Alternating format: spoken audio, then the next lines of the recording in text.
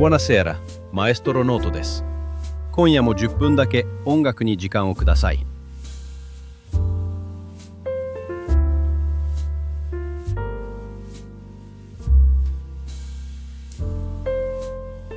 ここはロシア中央部、タンボフ州のイバノフカという荘園です。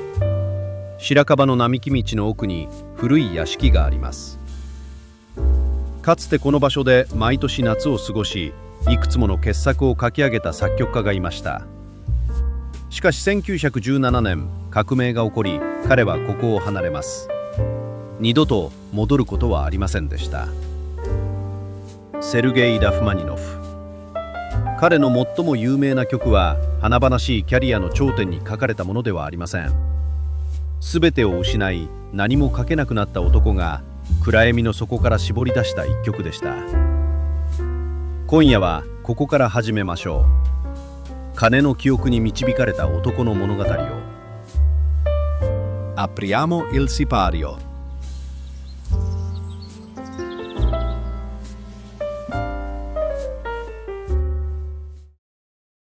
金の記憶。ロシアの少年。1873年。セルゲイ・ラフマニノフはロシア北西部ノブゴロド近郊の裕福な貴族の家に生まれました。広い領地、使用人のいる暮らし。屋敷にはいつもピアノの音がありました。祖母に連れられて足しげく通った教会では、ロシア正教の聖歌と鐘の響きが少年を包みました。この鐘の記憶は生涯にわたって彼の音楽の底に流れ続けることになります。しかし裕福な暮らしは長く続きませんでした。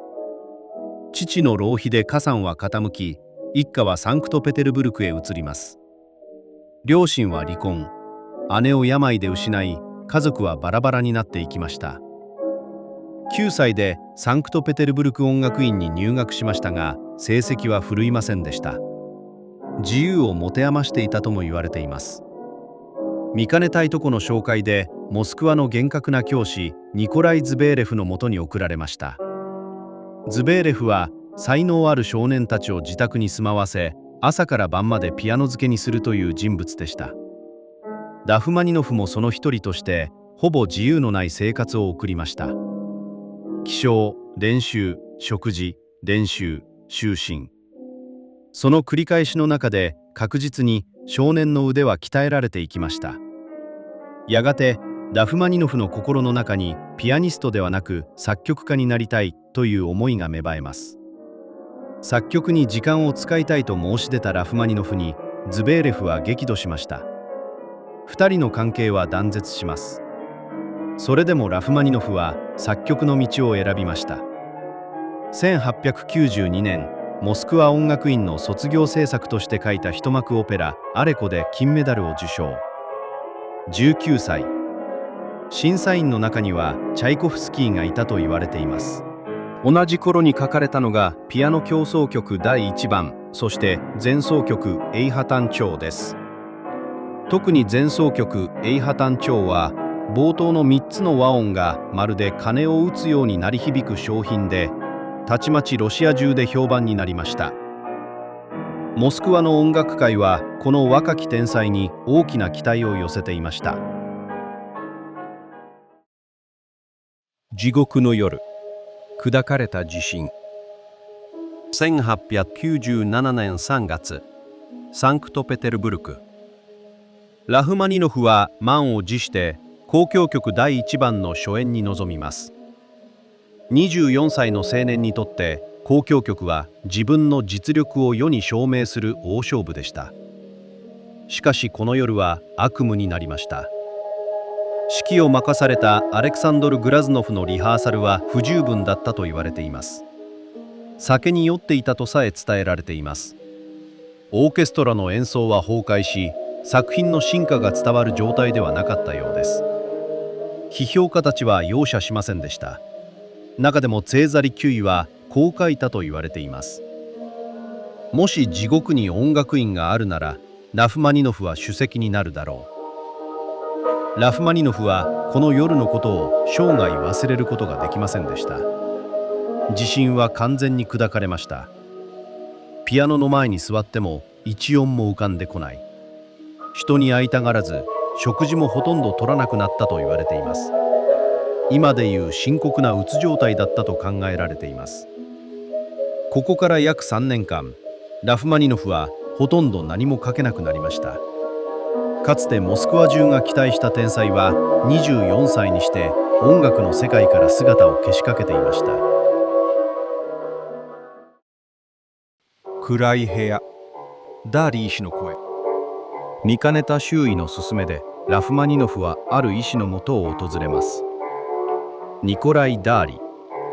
当時まだ新しかった暗示療法、いわゆる催眠療法を用いる医師でした。薄暗い診療室、ラフマニノフは毎日のように通い続けました。ダーリ医師は繰り返し語りかけたと言われています。あなたは協奏曲を書き始める。仕事は驚くほど順調に進む。この協奏曲は素晴らしいものになる。何週間も何ヶ月も。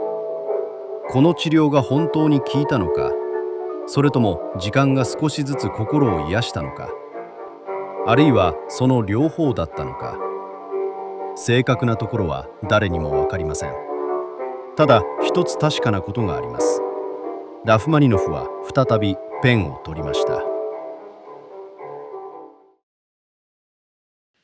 復活、鐘が再び鳴る夜。1901年、モスクワ。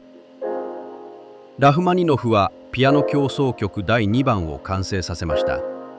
そして自らピアノの前に座り、初演に臨みます。あの地獄の夜から4年。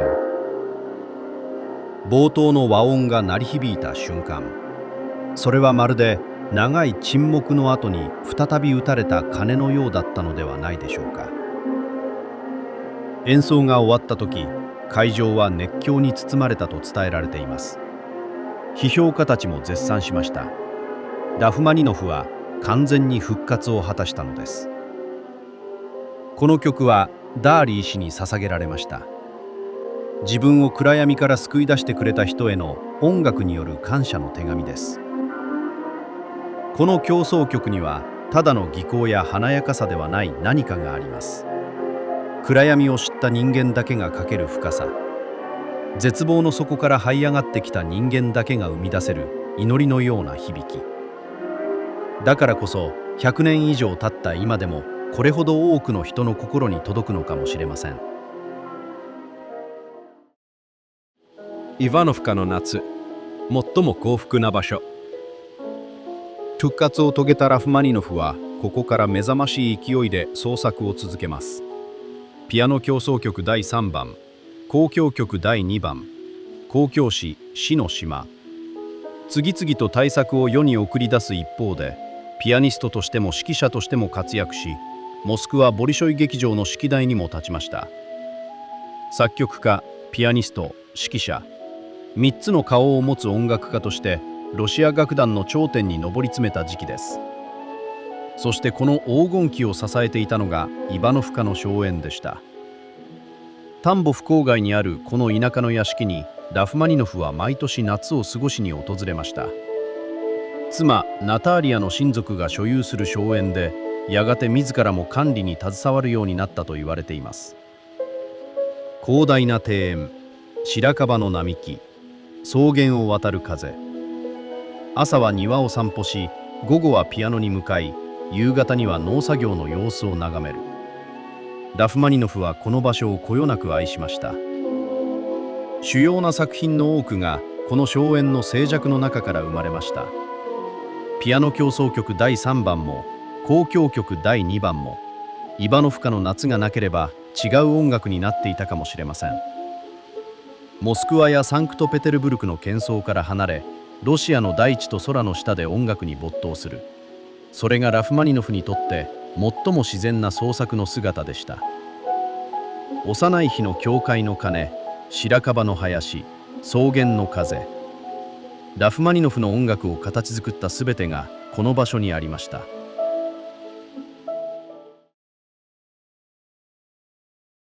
故郷を失った巨人、最後のロシア。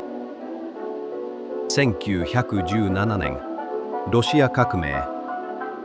ラフマニノフ一家はスカンジナビア演奏旅行を口実に祖国を離れます。手荷物一つ、楽譜もほとんど持ち出せなかったと言われています。イバノフカの荘園は革命政府に接収されました。ラフマニノフが愛した庭園は荒廃し、屋敷は打ち捨てられました。あの白樺の並木もピアノが置かれた部屋も、もう彼の手の届かない場所になりました。やがてアメリカに渡ったラフマニノフは超一流のピアニストとして絶大な人気を誇りました。全米を回る演奏旅行で莫大な収入を得て、経済的には何の不自由もない暮らしでした。しかし作曲の筆は極端に遅くなりました。アメリカでの約25年間に書いた主要作品はほんのわずかです。ラフマニノフは晩年こう語ったと伝えられています。祖国を失った時、自分自身も失った。ロシアの白樺の林、教会の鐘の音、幼い頃に聞いた聖歌の響き、あの風景の中でしか自分の音楽は生まれない。彼はそう感じていたのかもしれません。それでも一つ、亡命後に書かれた傑作があります。1934年のパガニーニの主題による教師曲。その第18編奏は、遠い故郷への郷愁がそのまま音になったような旋律。一度聴いたら忘れられない方も多いのではないでしょうか。1943年3月28日、70歳の誕生日を4日後に控えた日でした。ラフマニノフはビバリーヒルズの自宅で亡くなりました。69歳。祖国の土を踏むことは二度とありませんでした。